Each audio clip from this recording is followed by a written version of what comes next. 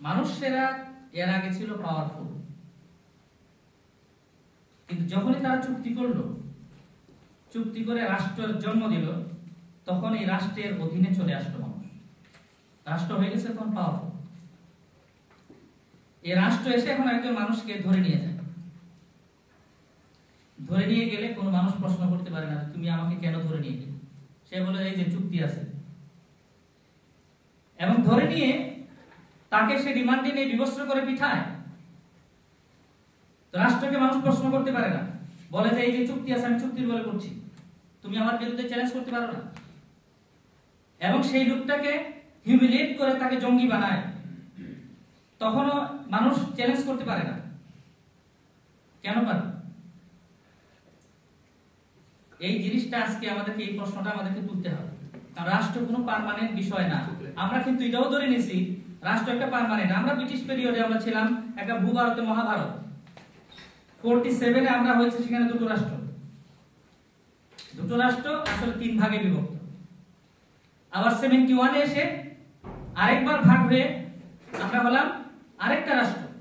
তাহলে রাষ্ট্র কোনো পার্মানেন্ট বিষয় না, কিন্তু আমরা এটাকে খোদার পজিশনে আমরা স্থান দিয়ে দিছি।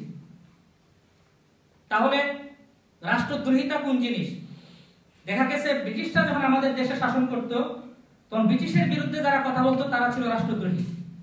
এমনকি নজরুল পর্যন্ত রাষ্ট্রদ্রোহী ছিলেন, তার জেল হয়েছে, তার বই বাজেয়াপ্ত হয়েছে। আবার যখন 47 এ ব্রিটিশদের কাছ থেকে আমরা স্বাধীন হলাম, তখনও দেখা গেছে শেখ মুজিবুর রহমান রাষ্ট্রদ্রোহী ছিলেন। আগরতলা ষড়যন্ত্র মামলায় তিনি জেল খেটেছেন, কিন্তু আমরা তো বলি তিনি ছিলেন স্বাধীনতার আন্দোলনের অন্যতম অগ্রনায়ক। কিন্তু পাকিস্তানের কাছে তিনি ছিলেন রাষ্ট্রদ্রোহী। আবার এখন বাংলাদেশ, একই নাটক। আবার এখন যারা স্বাধীনতার কথা বলবে, আওয়ামী লীগের কাছে তারা রাষ্ট্রদ্রোহী। তাহলে রাষ্ট্রদ্রোহিতার সংজ্ঞা সবসময় সমান থাকে না, রাষ্ট্র সবসময় এক জায়গায় থাকে না। তাহলে যে জিনিস এক জায়গায় থাকে না, পার্মানেন্ট নয়, তাকে আমি আমার জীবনের বিশ্বাসের মূল্যবোধের চূড়ান্ত অধিকার আমি তাকে কেন দেব? এটা পরিবর্তনশীল। সেই জন্য আজকে সংবিধানের উপর আমাদেরকে প্রশ্ন তুলতে হবে। যে রাষ্ট্র পার্মানেন্ট নয়, যে রাষ্ট্র আমারই চুক্তির মাধ্যমে তৈরি হলো, সেই রাষ্ট্র একটা সংবিধান গ্রহণ করলো, সেই সংবিধান কথা এসছে যে জনগণের মতামতের ভিত্তিতে হবে। সেই মতামতের তো প্রতিফলন নেই। আসলে সংবিধান আমাদেরকে আনতে হবে যিনি আমাদেরকে সৃষ্টি করেছেন তার কাছ থেকে। আমরা আমাদের প্রয়োজনের প্রেক্ষিতে আমাদের এখানকার দৈনন্দিন জীবনের ব্যবস্থাপনাটাকে আমরা এখানে জুড়ে দিতে পারি, কিন্তু মৌলিক উৎস আমাদেরকে নিতে হবে আল্লাহর কাছ থেকে। কারণ আর বাকি যারা কথা বলেন তাদের কোনো মানুষকে বিধান দেওয়ার কোনো দলিল তাদের কাছে নাই। সেজন্য আজকে বাংলাদেশের আমরা যারা কথা বলছি, বাংলাদেশের সংবিধানকে চূড়ান্ত সত্য ধরে কথা বলছি। আর আমি যে গ্রাউন্ড থেকে কথা বলছি, আমি বলি যে বাংলাদেশের যে সংবিধান, এই সংবিধানটাই বৈধ নয় দুই দৃষ্টিতে। ধর্মীয় দৃষ্টিতে বৈধ নয়, রাজনৈতিক দৃষ্টিতে বৈধ নয়। ধর্মীয় দৃষ্টিতে বৈধ নয় এই জন্য যে সংবিধান দেওয়ার ক্ষমতা একমাত্র আল্লাহ আইনে। ইনিল হুকমু ইল্লা লিল্লাহ ওয়া মান লাম ইয়াহকুম বিমা আনজালাল্লাহ ফাউলাইকা হুমুল কাফিরুন ফাসিকুন জালিমুন। আইন দিবে, দেওয়ার পাওয়ার একমাত্র আল্লাহ। তো আল্লাহর আইনের উৎসতা ছাড়া যে বিধান তৈরি হবে এটা প্রত্যাখ্যানযোগ্য মুসলমানের জন্য। আর 2 নম্বর রাজনৈতিক কারণে 72 তে যে সংবিধান গ্রহণ করা হয়েছে, এই সংবিধানে জনগণের কোনো মতামত নেওয়া হয় নাই। 73 তে তারা পাকিস্তানের জাতীয় পরিষদের জন্য নির্বাচিত হয়েছিলেন। পাকিস্তানের সংবিধান প্রণয়নের জন্য ওনারা নির্বাচিত হয়েছিলেন, বাংলাদেশের সংবিধান প্রণয়নের জন্য নয়। কিন্তু তারা একটা সংবিধান নিজেরা বানালেন, আমদানি করলেন, করে জনগণের নামে সেটা আমাদের উপর চাপিয়ে দিলেন। আমরা আজ পর্যন্ত প্রশ্ন তুলি নাই যে কোথায় আমাদের মতামত নেওয়া হলো। আমরা তো আমাদের সেই গণপরিষদকে সে দায়িত্ব দেই নাই বাংলাদেশ সংবিধান রচনা। তাদের একটা গণভোট আবার নেওয়া দরকার ছিল যে আমরা আপনাদের কাছে অপিনিয়ন চাই, বাংলাদেশের জন্য আমরা একটা সংবিধান রচনা করব। সেটা তারা নেয় নাই।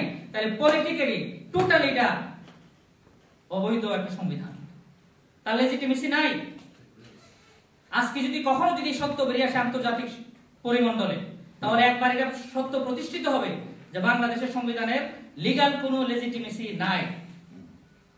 সেই জন্য দুইটা দিক থেকে আমি প্রশ্ন তুললাম যে ধর্মীয় দৃষ্টিতে এই সংবিধান নিয়ে যে কথা বলা হয়েছে, একটা কথা আমি বলি, এখানে লেখা আছে আপনারা জানেন সংবিধানের ধারায় যে রাষ্ট্রের দায়িত্ব, এই সংবিধান তো আমি আলোচনা করতেই চাই না, কিন্তু এখানে বলা আছে যে গণিকা বৃত্তি এবং জুয়া খেলা নিরোধের জন্য রাষ্ট্র কার্যকরী ব্যবস্থা গ্রহণ করিবে।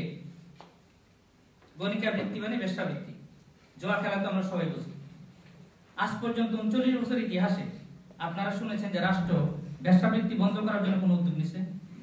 বাংলাদেশে জনগণ উদ্যোগ নিয়েছে।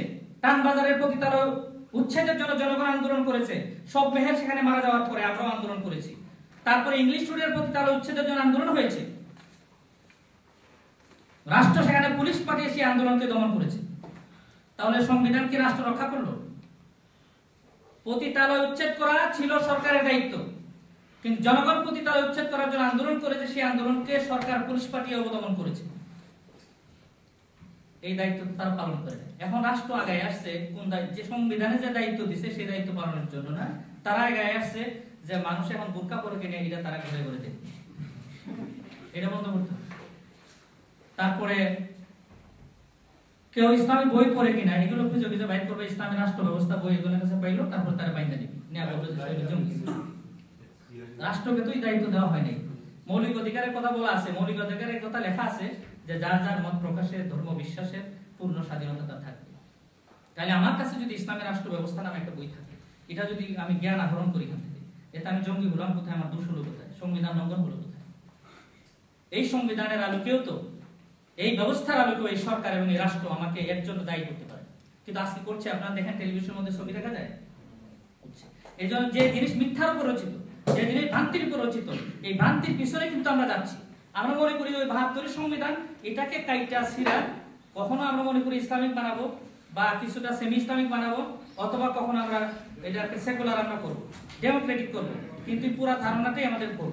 তো আমরা হ্যাঁ এখানের মধ্যে এখন উত্তরণের একটা পথ থাকা চাই। সেই জন্যই হয়তো জিয়াউর রহমান সাহেব কিছু সংশোধন এনেছিলেন, এর মধ্যে একটা ব্যবস্থা করেছিলেন। এইভাবে হয়তো আস্তে আস্তে একটা উত্তরণের পথ বের হতো। সেটা আমি এটাকে অ্যাপ্রিশিয়েট করি যে একটা জিনিস হয়ে গেলে সেখান থেকে এসকেপ প্ল্যান একটা থাকা দরকার, এবং সেটা এটারই একটা প্রক্রিয়ার অংশ মাত্র ছিল।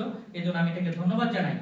কিন্তু মূলত মনে করি বাংলাদেশের নাগরিকদেরকে বাংলাদেশের সংবিধানকে রিজেক্ট করে আমাদেরকে একটা পূর্ণাঙ্গ ইসলামী মূল্যবোধের আলোকে, কোরআন এবং সুন্নাহর ভিত্তিতে একটা পূর্ণ নাগরিক অধিকার সম্বলিত একটা জনগণ নন্দিত সংবিধান তৈরির জন্য আমাদেরকে প্রস্তুত হতে হবে এবং আন্দোলন করতে হবে। জনমত